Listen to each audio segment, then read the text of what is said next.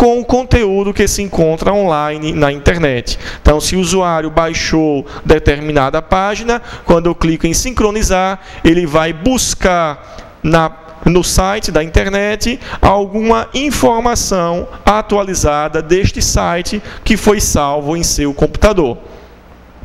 Opções da internet, ele exibe uma janela com várias guias, que nós iremos ver depois, que permite configurar, personalizar as opções do seu navegador e da própria internet.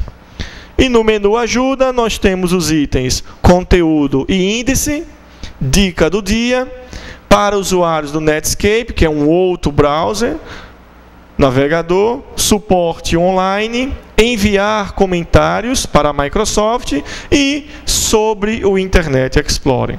O sobre Internet Explorer exibe uma janela contendo informações, por exemplo, sobre a versão atual do seu navegador. Então vejamos os itens que formam a barra de ferramentas padrão do seu navegador. Como eu disse, a barra de ferramenta padrão possui aqueles botões de atalho disponível na tela principal do browser, abaixo da barra de menu. E estes comandos, que são representados por botões, caem nas provas da CESP e de fundações que costumam colocar figuras. Então, o primeiro botão é o botão voltar, que é representado por uma seta à esquerda. E a função deste botão é retornar à página visitada na seção atual. Sabemos que através do navegador nós podemos navegar, surfar entre páginas de sites, clicando em determinados links da tela. Quando clicamos em um link, em um objeto que aponta para outro objeto, ele vai exibir um outro conteúdo, passando para uma outra janela. E o voltar retorna a uma janela já visitada. Mesma coisa ocorrendo com o botão avançar, que é representado por uma seta para a direita. Ele permite avançar página visitada na seção atual. Isto quer dizer que o usuário pode sempre avançar ou voltar, sempre visualizando conteúdos que foram vistos e baixados da internet pelo usuário. O botão parar, representado por um X, uma bola vermelha e um X, permite cancelar o recebimento, ou seja, cancelar o download da página atual, exibindo apenas o conteúdo já copiado. Próximo botão é o atualizar, representado por setas em círculo, permite refazer o recebimento da página atual na íntegra. Então, quando eu clico no botão atualizar ou na tecla de atalho F5, o meu browser irá buscar novamente a página atual no seu servidor web da internet. Página inicial, representada por o símbolo, uma figura de uma casa, ele permite retornar à página definida como página inicial do seu navegador. Lá no menu ferramentas, no comando opções da internet, o usuário pode definir qual será a página inicial quando o browser é aberto pelo usuário. Podemos deixar uma página em branco, podemos deixar uma outra página qualquer.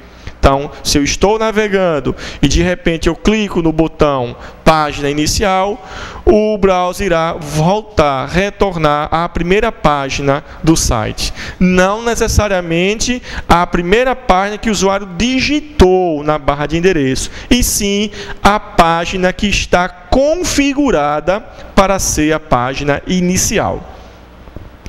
Pesquisar. Tem o símbolo de uma lupa, permite exibir o painel, localizar conteúdo na web através de um motor de busca. Então, o pesquisar é diferente do comando localizar, que nós já vimos. O localizar, ele localiza conteúdo na página atual, enquanto o comando pesquisar, ele vai acionar, vai exibir um motor de busca, o que vem a ser o motor de busca, um site que disponibilizam um serviço de busca, como é o caso do Google, do Yahoo e do KD, onde o usuário faz pesquisas. O botão Favoritos. O Favoritos, ele vai exibir o painel com a lista dos links favoritos do usuário e permite organizar, como nós vimos lá no menu Favoritos. E o botão Histórico exibe o painel com a lista dos links visitados pelo usuário nos últimos 20 dias. Então, o histórico, ele vai armazenando temporariamente os endereços da internet visitados pelo usuário. O usuário, através de opções da internet no menu Ferramentas, ele pode diminuir este tempo ou aumentar este tempo, podendo deixar armazenado o histórico por 1 dia ou até 99 dias. E lá também o usuário pode limpar o conteúdo do histórico. Botão Correio, representado por um envelope, exibe o menu que permite o acesso a um programa de correio eletrônico através das opções ler e-mail, ou seja, ele vai abrir o programa de correio eletrônico, que no padrão é o Outlook Express, e vai baixar as novas mensagens de e-mail do usuário. Tem lá também a opção Nova Mensagem, que permite que o usuário crie uma nova mensagem através do correio eletrônico. Tem o comando Enviar Link, que envia o endereço da página do site atual por e-mail para determinados usuários. Tem o comando Enviar Página, que envia, além do endereço, a página como anexo para determinados destinatários da mensagem. E, finalmente, o Ler Notícias, que exibe página de site pré-configurado para notícias, um canal de notícias que foi configurado pelo usuário, como os jornais online que existem.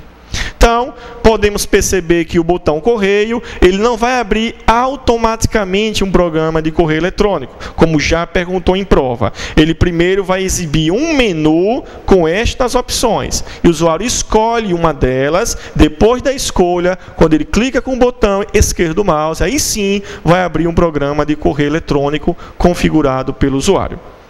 E o botão Imprimir, imprime o conteúdo da página atual do seu site. Também nós temos o botão Editar, que é simbolizado por uma página em branco. A função deste botão é editar a página atual através de um editor de páginas HTML. O que isto quer dizer? Isto quer dizer que o usuário pode exibir a página do site em um editor de páginas HTML para poder alterar o conteúdo dessa página. Mas isso não quer dizer que ele vá alterar no site, apenas vai alterar o conteúdo que foi baixado da internet para o seu computador. HTML é uma linguagem de marcação de hipertextos, é a linguagem principal da internet. Através da HTML, o usuário cria páginas da internet. Então, através dela, ele pode editar, alterar o conteúdo de uma página. O botão Discussão. Este botão, representado por uma página de cor amarela, exibe a barra de ferramenta Discussão, que permite o acesso a um fórum de discussão quando o site possui um. Então, isso não quer dizer que ele vai exibir um fórum qualquer ou o fórum do site. Então, caiu na prova do Banco do Brasil de 2004, este botão ele vai exibir primeiro a barra de ferramenta Discussão. E lá, o usuário tem a opção de abrir ou não determinado fórum, se o site possuir este fórum. E, finalmente, o botão Message, que é o programa de bate-papo. Exibe o programa Chat MSN, que permite bater papo através de teclado, microfone e vídeo, além do envio de anexos de arquivos. As configurações de opções da internet. Então, esta opção se encontra no menu Ferramentas e vai exibir esta tela aqui, esta janela. Esta janela possui várias guias. A guia geral, que vai exibir vários conteúdos, a guia segurança, a guia privacidade, a guia conteúdo, a guia conexões, programas e avançadas. Nós iremos agora estudar o que cada uma guia dessa traz para o usuário. Primeiro, a guia geral. Então, através da guia geral, o usuário pode, primeiro, definir qual será a sua página inicial. Então, como já foi dito antes, o usuário pode deixar a página inicial em branca, ou o usuário pode clicar e definir uma página de um site. Então, toda vez que ele dá um duplo clique no ícone do navegador, o navegador irá abrir e irá buscar a página pré-definida pelo usuário. Outra característica, a guia geral permite excluir cookies e arquivos temporários da internet automaticamente. O que vem a ser os cookies, que também cai muito em prova de concurso. O cookie nada mais é que um arquivo de texto contendo informações das páginas dos sites acessadas pelo usuário. Por exemplo, o usuário acessa um site de compras e lá ele clica na opção de CD musical. E depois ele clica na opção de rock pop nacional. Então, depois ele se cadastra neste site. Próxima vez que o usuário acessa este site, lá vai aparecer a informação: olá, fulano de tal. Isto quer dizer que o site acessou o cookie que está armazenado no computador do usuário e buscou o nome deste usuário. E o site também pode buscar outras informações e exibir na tela, como, por exemplo, se ele acessou o site de música, se ele acessou CDs de rock pop nacional, este site, quando for visualizado um outro dia, pode exibir na tela sugestões de compras de CD de música rock pop nacional para este determinado internauta. Então, o cookie não é um vírus. O cookie contém um texto. E este texto são as informações que foram buscadas pelo site através do computador do usuário e armazenadas no computador dele. E a terceira opção, na guia geral, é que permite configurar verificações de versões de páginas, excluir cookies manualmente e tamanho da pasta temporários da internet. Então, em nosso computador, nós temos uma pasta chamada de temporários da internet, onde ficam armazenados todos os objetos, sites, figuras, imagens que foram baixadas da internet através do browser. Então, isso é utilizado geralmente para deixar a sua navegação mais rápida. Quando você acessa um determinado site e quando você vai novamente para ele, em vez do browser buscar novamente toda a informação, ele primeiro irá verificar se você possui esta informação em seu computador armazenada nesta pasta temporária, também chamada de cache da internet. Outra característica importante, na guia geral, ele permite limpar a pasta histórico e definir o tempo, que é em dias, para o armazenamento dos links visitados. Como já foi comentado por mim aqui, então nós temos a opção de limpar o histórico, ou seja, a lista dos endereços de sites visitados pelo usuário. Nós aprendemos que ele armazena no padrão nos últimos 20 dias. E o usuário pode aumentar ou diminuir a quantidade de dias, e o usuário pode limpar esta pasta, não deixando rastros lá no computador. Outra ação, na guia geral, podemos definir a cor para texto, plano de fundo e links visitados ou não visitados. Então, o usuário pode definir como ele quer que o site apresente o conteúdo para ele. determinada cor de texto, determinado plano de fundo, que é o papel de parede, e a cor dos links que foram visitados e os links que não foram visitados por ele. Geralmente, quando a gente clica em um link, que é um objeto, esse link fica com a cor lilás, indicando que você já clicou neste link. Então, podemos alterar. Outra característica da guia geral, podemos definir fonte da página e texto sem formatação específica. Isto não quer dizer que o usuário possa alterar o tipo de fonte do site. Por exemplo, se eu sou programador web design e eu crio determinado site e coloco a fonte de texto Time News Roman ou Arial, eu, como usuário, não posso alterar esta fonte. Mas, se o programador não define que fonte é, o usuário, assim, pode ir na guia geral e alterar a fonte. Se está na fonte Time News, ele pode mudar, por exemplo, para a fonte Arial, e vice-versa. Como também as formatações, como negrito, itálico, sublinhado e tamanho e cor da fonte. Outra ação possível na guia geral é definir ordem de prioridade de idioma para o site visitado, quando mesmo possuir mais de um idioma. O que isto quer dizer? Isto quer dizer que quando o programador cria um determinado site, por exemplo, eu crio o meu site, klebermarques.pro.br, e eu coloco que esse site tem conteúdo em português e em inglês. Então, o usuário pode escolher, na hora de entrar em um site da web, se ele quer como prioridade o inglês ou o português. Se o site não possui inglês, fica o português. Se o site não possui português, fica então o inglês. Mas se o site possui mais de um idioma, o usuário pode definir qual é aquele que ele quer ver como prioridade. E, finalmente, na guia geral, nós temos as opções: ignorar cores, estilos e tamanho de fontes no modo acessibilidade.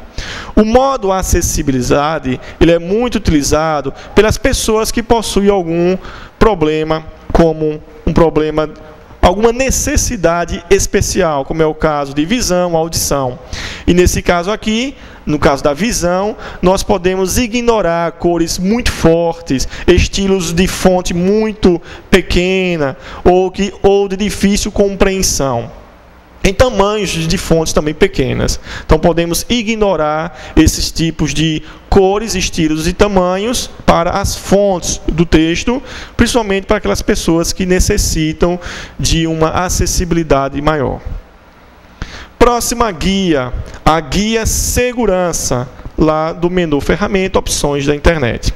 Então, na guia segurança, nós podemos definir a zona de conteúdo da web para especificar configurações de segurança. Isso quer dizer que nós podemos determinar para sites se aquele site ele vai se enquadrar numa zona confiável ou não confiável.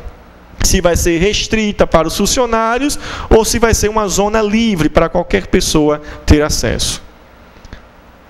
Na guia privacidade, nós podemos selecionar uma configuração de privacidade para a zona da internet. Isso quer dizer que nós podemos aumentar ou diminuir os critérios de segurança para cada zona da internet. Por exemplo, eu posso definir lá que a zona restrita não irá permitir receber e enviar cookies, que nós já estudamos. Não enviar e receber arquivos, ou perguntar se é para baixar arquivos da internet. E temos a opção de bloquear ou permitir pop-ups. Como nós já vimos, pop-ups são aquelas janelas que são abertas automaticamente pelo site. Guia conteúdo. Nós temos as opções: ativar supervisor de conteúdo, recurso autocompletar e meu perfil. Então, na opção ativar supervisor de conteúdo, o usuário pode controlar o que as pessoas podem ver em determinados sites, como é o caso de pais quererem controlar os seus filhos, o que vem na internet.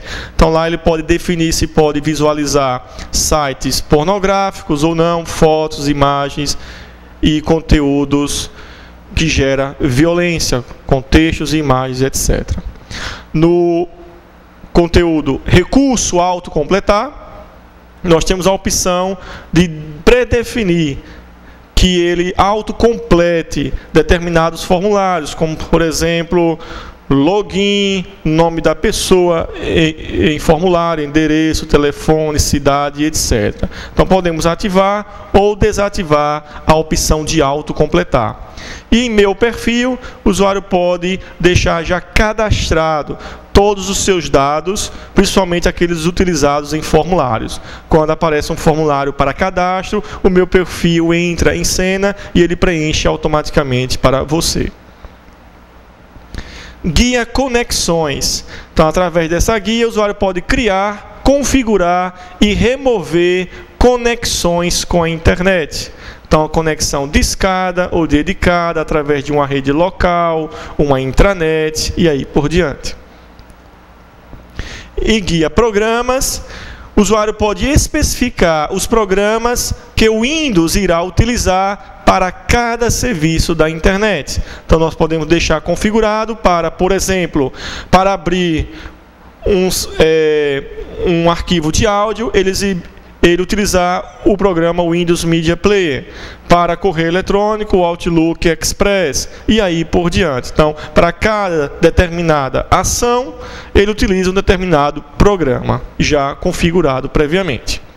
E, finalmente, a guia Avançadas, que permite configurar opções avançadas para o navegador, para a navegação e para o Internet Explorer. Então, deve ser utilizado apenas por pessoas experientes, técnicos, que possam configurar de forma correta a sua navegação para não ter problema depois com invasão de sistemas. Então, com isso, nós concluímos a parte sobre o software Internet Explorer e nós iremos entrar agora no software Outlook Express.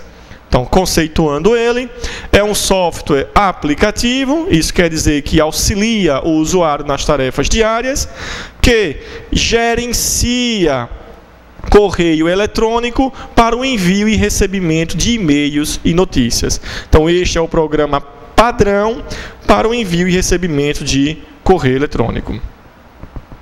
Aqui nós temos a tela inicial do Outlook Express, onde nós observamos a barra de título, que irá identificar o programa e a pasta que está sendo visualizada no momento, que é a pasta rascunho. Nós temos a barra de menu, com as opções arquivo, editar, exibir, ferramentas, mensagem e ajuda. Nós temos a barra de ferramenta, com os botões criar e-mail, responder a todos, encaminhar, imprimir, excluir, enviar e receber, endereços e localizar. E nós temos as 4 janelas que fazem parte da tela principal. A janela número 1 é a janela de pastas, onde ele traz uma estrutura hierárquica das pastas que fazem parte do correio eletrônico. Nós temos a pasta caixa de entrada, que armazena as mensagens recebidas pelo usuário. Nós temos a caixa de saída, onde armazena temporariamente as mensagens que estão sendo enviadas. Nós temos a pasta itens enviados, que armazena uma cópia da mensagem enviada pelo usuário. Nós temos a pasta itens excluídos, como se fosse uma lixeira, que armazena todas as mensagens deletadas pelo usuário. Nós temos a pasta rascunhos, que armazena a mensagem que foi salva pelo usuário, que irá dar continuidade depois. Então, a pasta rascunhos geralmente é utilizada quando o usuário está digitando uma mensagem e não conclui ela, e depois ele pede para dar continuidade numa outra hora ou no outro dia. Então, ele está digitando a mensagem, depois manda salvar, e quando ele pede para salvar, imediatamente, como padrão, ela vai para dentro da pasta rascunhos. A pasta do Norton Anti-Spam não faz parte do Outlook Express, está aqui porque está configurada o antivírus Norton nesta figura, neste computador. Então, são 5 as pastas principais: caixa de entrada, caixa de saída, itens enviados, itens excluídos e rascunhos. A segunda janela é a janela de mensagens. Nesta janela, nós temos a lista das mensagens enviadas, recebidas e salvas e excluídas do computador. E elas podem ser organizadas através de remetente e destinatário. Como exemplo aqui, nós temos um destinatário, visto que o campo se chama para. Nós temos o campo assunto. Nós temos o campo data e hora que foi enviada a mensagem, e o campo conta, ou seja, qual foi a conta que enviou esta mensagem. Porque o Outlook Express permite que o usuário crie várias contas, várias caixas postais para o envio e recebimento de mensagens.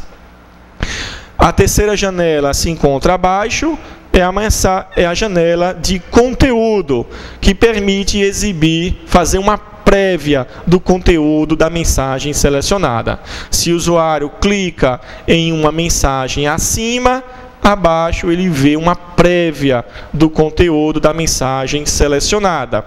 Ao lado, nós temos o botão anexo, que permite que o usuário visualize, permitindo salvar, abrir ou bloquear os anexos, ou seja, os arquivos recebidos com esta mensagem.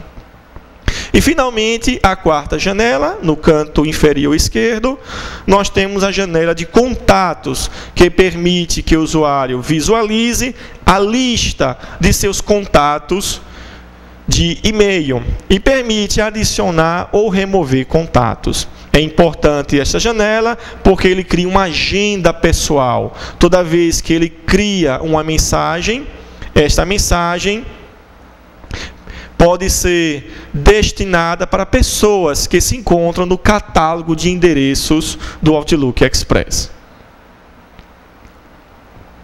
Janela Opções. Esta janela é muito importante, visto que cai nas provas da CESP UNB, principalmente na CESP.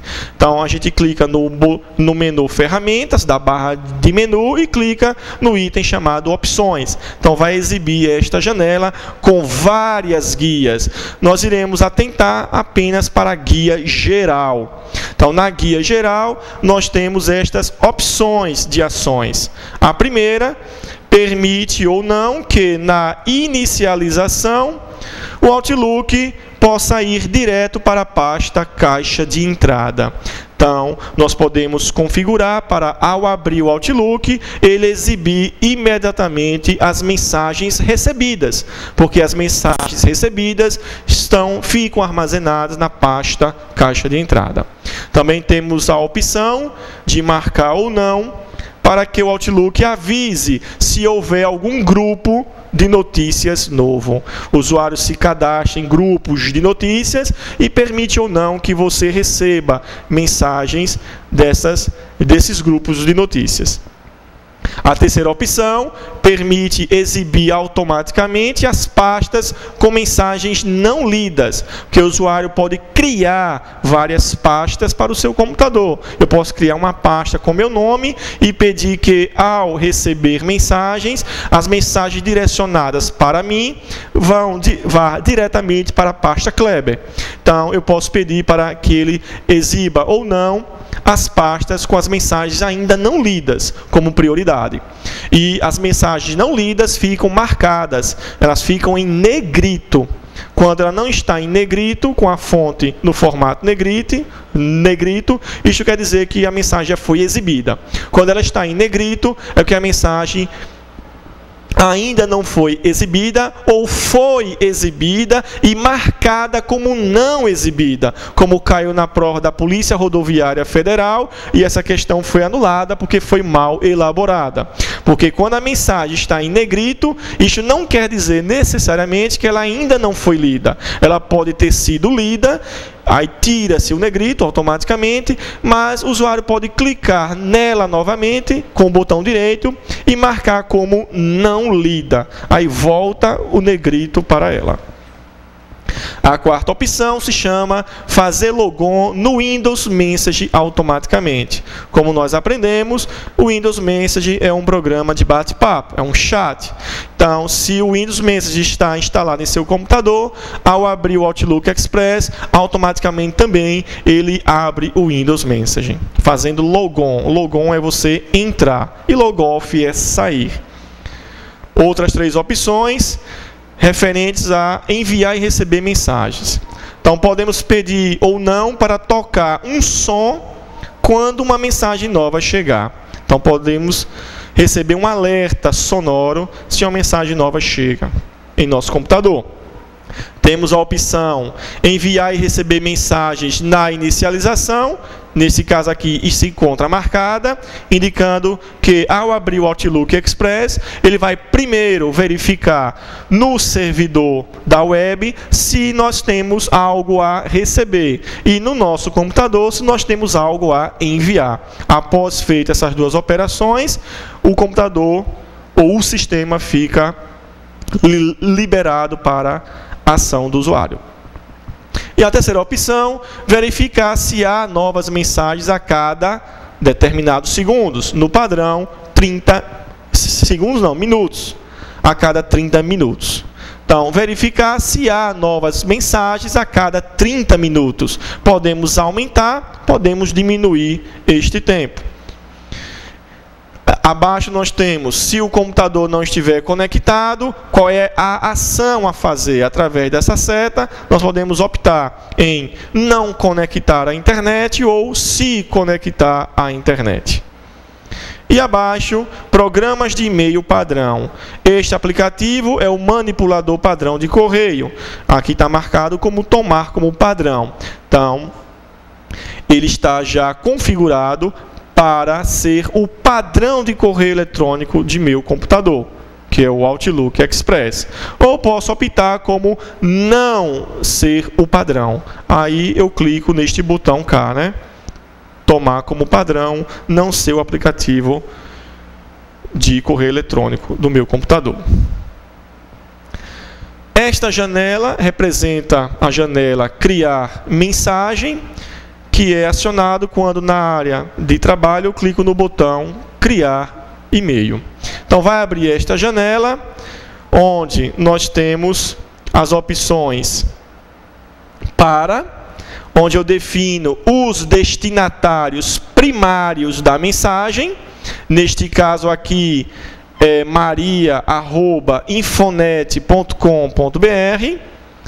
O campo CC quer dizer com cópia ou cópia carbonada, onde eu indico os destinatários secundários da minha mensagem em elaboração, que no meu exemplo está pedro@hotmail.com, josé@aol.com.br.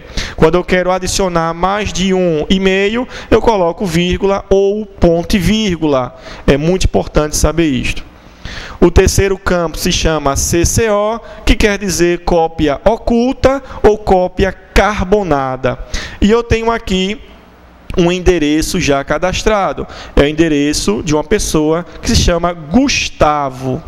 Então, ele se encontra com uma barra, um sublinhado abaixo do nome, indicando que Gustavo pertence ao meu catálogo de endereços e foi verificado por ele. Então, Gustavo está cadastrado no meu catálogo de endereços, enquanto Maria, Pedro e José não foram analisados se eles pertencem ao meu catálogo de endereços. Se eles estivessem com o sublinhado abaixo, indicaria que eles pertenciam já ao meu catálogo de endereços, a minha agenda pessoal. O quarto campo se chama assunto, e aqui eu coloquei a palavra testando. Olhe só, assunto não é obrigatório. Eu posso ocultar o assunto. Então, quando eu clico no botão enviar, e se eu envio a mensagem sem assunto, o Outlook Express vai exibir uma mensagem de alerta, dizendo para mim que a mensagem está sendo enviada sem um assunto. E se você quer enviar assim mesmo. Então, eu digo sim ou não. Então, assunto não é obrigatório. E, finalmente, o campo anexar, onde o usuário pode anexar, ou seja, juntar à mensagem arquivos para serem enviadas aos destinatários. Neste exemplo, estou enviando um arquivo chamado relação de alunos.xls de 21,5 KB, ocupando. Então, o usuário pode armazenar vários arquivos no anexo, podendo ser ele qualquer tipo de arquivo, pasta de planilha eletrônica, documento do Word, programas, fotos, som e etc.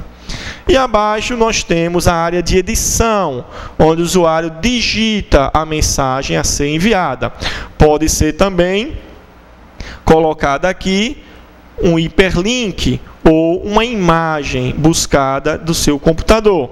O usuário pode formatar texto, tamanho, estilo da fonte, alinhamento, parágrafo, recuo de parágrafo, marcadores e numeradores para essa página. O texto a ser enviado também pode ser uma página da internet. Após elaborada a mensagem, o usuário clica no botão enviar.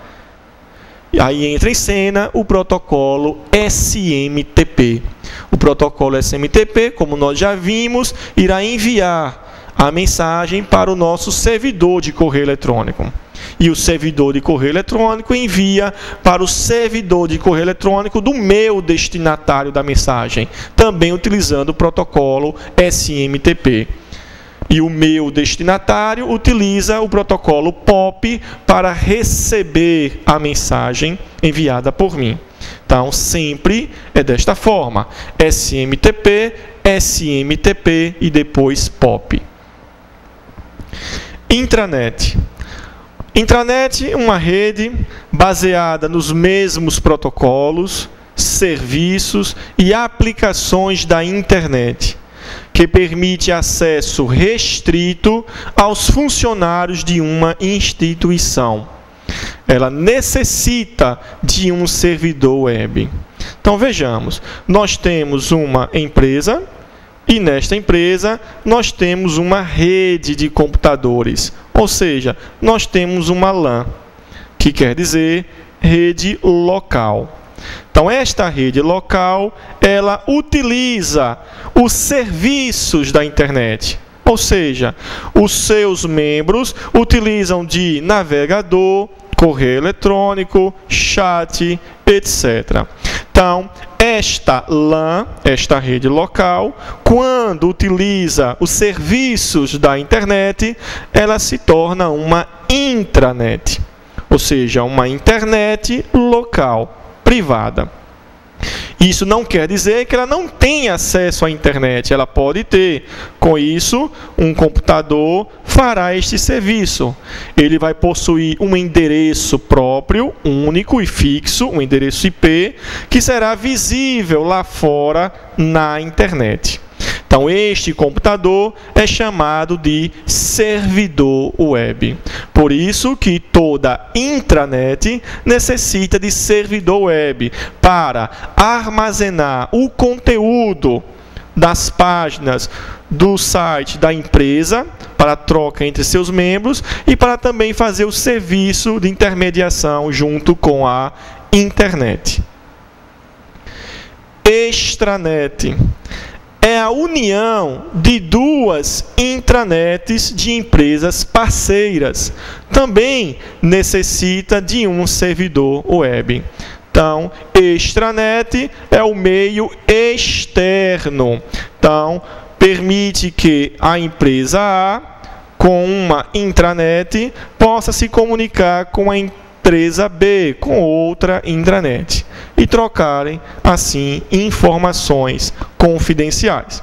através de serviços de protocolos de segurança, como nós já estudamos. Questões de provas, internet. Primeira questão, Prefeitura Municipal de São Luís. Em relação ao uso do Microsoft Outlook Express 6, versão português, analise as afirmativas. Primeiro item. Quando não há o desejo de enviar uma mensagem imediatamente, ela pode ficar gravada na pasta rascunhos. Item 2. O Outlook tem opção para gerenciar várias contas de e-mail. Item 3. Para enviar uma cópia oculta de um determinado e-mail, deve-se preencher o endereço de e-mail no campo CCO. Está correta as afirmativas. Então, voltando para o item número 1, nós temos aqui afirmando que quando não há o desejo de enviar uma mensagem, imediatamente nós podemos gravá-la na pasta rascunho. Realmente essa afirmativa é verdadeira, porque quando o usuário está criando uma mensagem, ele tem a opção de salvá-la.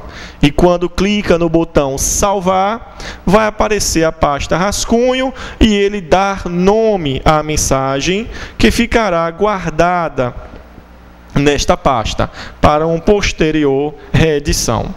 Então, o item 1 está correto. Vejamos o item 2. O Outlook tem opção para gerenciar várias contas de e-mail. Também afirmativa correta, porque nós podemos criar contas de e-mail no menu Ferramenta. Clica-se no menu Ferramentas e clica no item Opções de Contas. E lá nós criamos contas, ou seja, caixas postais para os usuários do sistema. Item 3, para enviar uma cópia oculta de um determinado e-mail, deve-se preencher o endereço de e-mail no campo CCO. Também está correta, porque CCO é o campo que permite que o usuário coloque endereços de e-mail de pessoas, de destinatários, que não serão vistas pelas outras. Então, CCO quer dizer cópia oculta ou cópia carbonada oculta. Então, está correta a letra E, todas as mensagens. Questão de número 2, também da Prefeitura de São Luís. Dentre as opções abaixo, uma está relacionada a um programa que interpreta o código HTML, linguagem de marcação de hipertexto. Esse programa é indispensável para a navegação na internet. Assinale tal opção. Então, nós temos o FTP, que é o protocolo de transferência de arquivos. Nós temos o cookie, que é o arquivo contendo texto com informações pertinentes à navegação feita pelo usuário em determinado site. Nós temos switch, que é um hardware, é o equipamento utilizado para distribuir informações numa rede local. Nós temos o browser, que é o navegador, utilizado para visualização de páginas da internet, e essas páginas são criadas através da linguagem